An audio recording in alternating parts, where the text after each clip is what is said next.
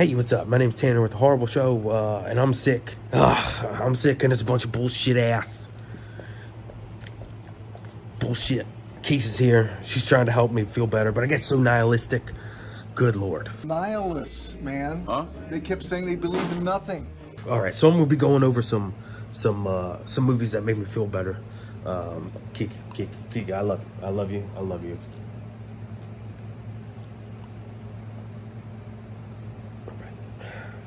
I'm gonna be going over some movies that make me feel a little bit better. Here today, it's gonna be a quick one. I had other plans, but it's okay.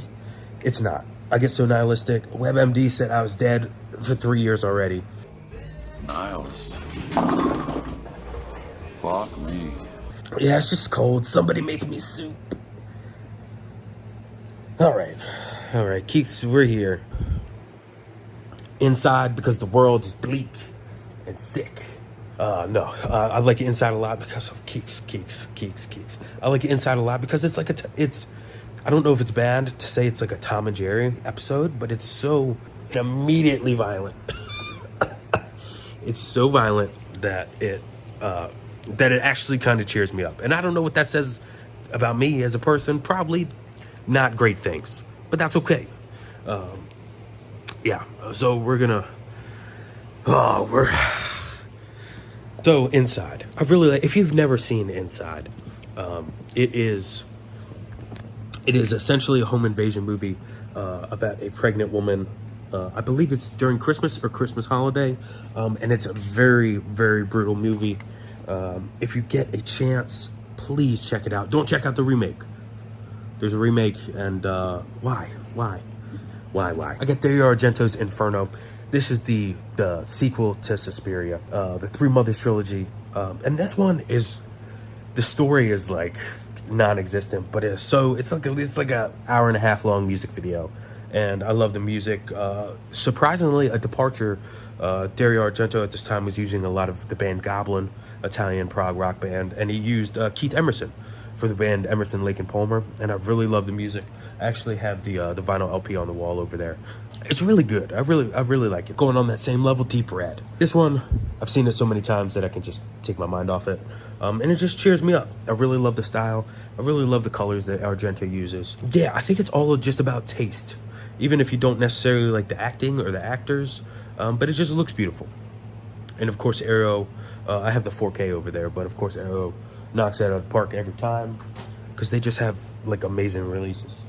This one's like a 2-for-1.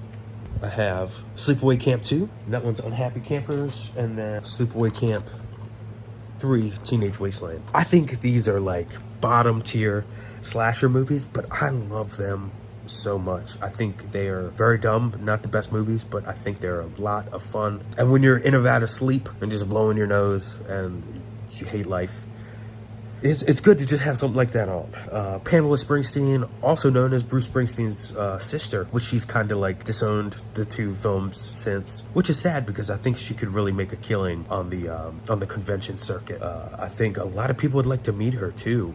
A lot of people really enjoy the second two Sleepaway Camp movies. And I know there's like the Return to Sleepaway Camp, and then there's like an unfinished Sleepaway Camp in between those. So really turn your brain off, but like cool direct-to-video slashers from the later 80s. And I really like them. I kind of prefer those over, most people would say in the slasher genre, they would say that the first couple years of the 80s are the best. And I would not disagree with that. These are kind of some hidden gems in the later, not necessarily hidden gems, but some good watches from later on in the 80s. I got another slasher here, My Bloody Valentine. This movie, I watched it recently. Like everything that the characters do in this movie, people don't do. I know that's so hard to explain. Like do people still race each other to go to the bar? Like if you're in a small town, let's race to go to the bar. I don't know. Maybe I'm just being an ass. I really like this Valentine Bluff. It's got some cool music in there. The like Ballad of Harry Warden. It's like a cool little song that you don't really get to hear much of anymore. Like songs based on the movie. Shout out to Seal. Kiss from a Rose, Seal the Deal. Best song ever. My power, my pleasure, my pain, baby. Really good slasher, really good gore. A lot of the cuts today are fully uncut, so it's good to see.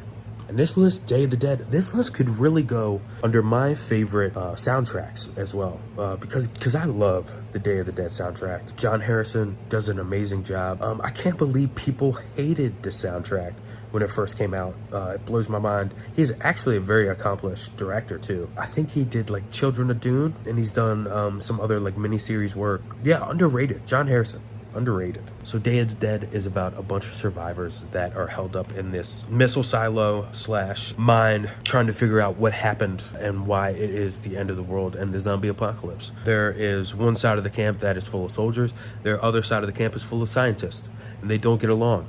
And I think you should watch it, and I think you should enjoy it. Some parts might be slow, but I think it is a zombie classic and one of the best that George Romero has to offer. And speaking of John Harrison and George Romero, we have Creepshow. The original Creepshow is an anthology that has 4 or 5 stories, and this is an homage to the old EC comics from the 40s and 50s, I believe. And this is an absolute love letter to the gory, in-your-face, somewhat even banned for its time comic style of the EC comics. And it's just so much fun. It's written by Stephen King. Stephen King is in one of the little vignettes, Wiener sausages. Vignettes, and he just hams it up really good, and it's just worth your time. I think we're seeing a theme for Comfort. Lamberto Bava directed, not Dario Argento directed, just Dario Argento produced. Demons, Claudio Simonetti, the soundtrack, so good. This movie is so much fun. Turn your brain off. It's about a group of teenagers going into a movie, and then the movie theater starts to break out these horrible, ancient demon creatures, and they start just killing everybody. It is so much fun. It's got music from Accept, which is a pretty obscure metal band. Billy Idol is in the soundtrack. It's great. Check it out. And I knew you knew that this one was coming up. What can I say about Dawn of the Dead that I haven't said about a million times? I love it. My OG fave all time. Last but not least, we have Are You Afraid of the Dark? The whole season. The whole series. Every season. It all means so much to me. It is so 90s. It is so Canadian. It is so just fantastic. I got a video with my brother Josh coming up, and we're gonna list our top 10 episodes of Are You Afraid of the Dark and kind of give a rundown of the show's history. I know it's kind of made a little comeback. It's made some straight to TV, like not necessarily miniseries, but it made a movie or two. But yeah, Are You Afraid of the Dark? Let It Roll. This DVD, which are now out of print, which is really sad, has a play all button, and you just let it ride while you're like in your Sudafed, ephedrine daze, and you're just like in and out of consciousness. And yeah, so I'm gonna go get some sleep. I love you. Tell people you love them. Give people hugs. If you like the Horrible Show, hit the like button, hit the subscribe button, hit the bell for notifications. If you want to join the Horrible Show, because what it does, it gives the chance for us to branch out to other viewers and recommendations on the homepage and stuff like that. And sometimes that's good stuff. Thank you so much. Have a good day. Don't be sick like us.